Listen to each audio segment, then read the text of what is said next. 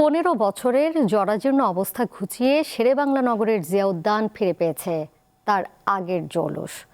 ছায়া সুনিবিড় সবুজ ঘাসের ওপর সময় কাটাতে আসছেন সব বয়সী মানুষ। এছাড়া রাষ্ট্রপতি জিয়াউর রহমানের কবর জিয়ারত করতেও আসেন অনেক নেতাকর্মী। এই সবুজ উদ্যান পরিচ্ছন্ন ও নিরাপদ রাখার দাবি জানিয়েছেন আগতরা।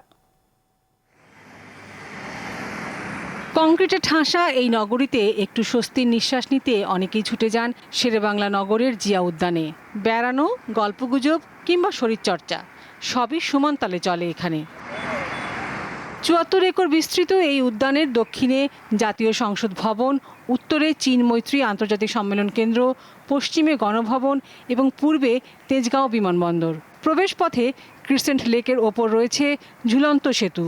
জিয়া উদ্যান অনেকটা বাঁকা চাঁদের মতো দেখতে, তাই এটি চন্দ্রিমা উদ্যান নামেও পরিচিত। শুধু আয়তন নয়, ঐতিহাসিক দিক থেকেও অনেকের পছন্দের জায়গা এটি। 1981 সালে রাষ্ট্রপতি জিয়াউর রহমানকে এখানেই সমাধিস্থ করা হয়। এরপর থেকে প্রায় দিনই তাঁর কবর জিয়ারত করতে আসেন নেতাকর্মী সহ সাধারণ মানুষ।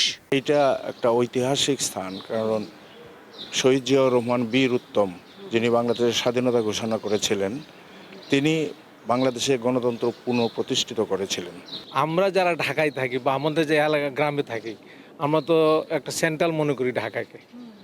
হ্যাঁ, যেমন আমরা আমাদের শহীদ প্রেসিডেন্ট জিয়াউর রহমান বীর উত্তম, যে বাংলাদেশের স্বাধীনতা ঘোষক, উনি আজকে এখানে শুয়ে আসছেন, আমরা ওনার মাজার জিয়ারত করতে আসছি।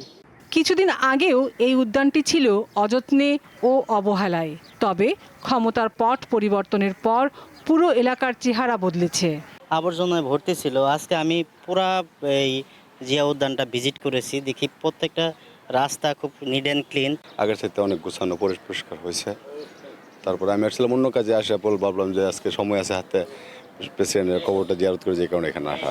রাজধানীর বুকে মনোরম এই এলাকাটি যাতে সাধারণ মানুষের জন্য নিরাপদ হয়, এমন প্রত্যাশা সকলের। আমি মূলত দেশের বাইরে থাকি, দেশে এসে শুনলাম যে নাম আবার পূর্বের নামে গেছে, তারপর এটা এখন এই জন্য দেখতে আসলে মূলত আগ্রহ থেকে। এখন কি অবস্থা? রাজনৈতিক দলগুলোর মতাদর্শের পার্থক্যের কারণে বারবার বদলে গেছে এই উদ্যানের নাম। প্রয়াত রাষ্ট্রপতি হুসেইন মোহাম্মদ এরশাদ অর্ধচন্দ্রাকৃতির কারণে এর নাম রাখেন চন্দ্রিমা উদ্যান। 1981 সালে প্রয়াত রাষ্ট্রপতি জিয়াউর রহমানকে সমাধিস্থ করা হলে এর নাম হয় জিয়া উদ্যান। এরপর 1996 সালে আওয়ামী লীগ সরকার এসে আবার এটির নাম পাল্টে রাখেন চন্দ্রিমা উদ্যান।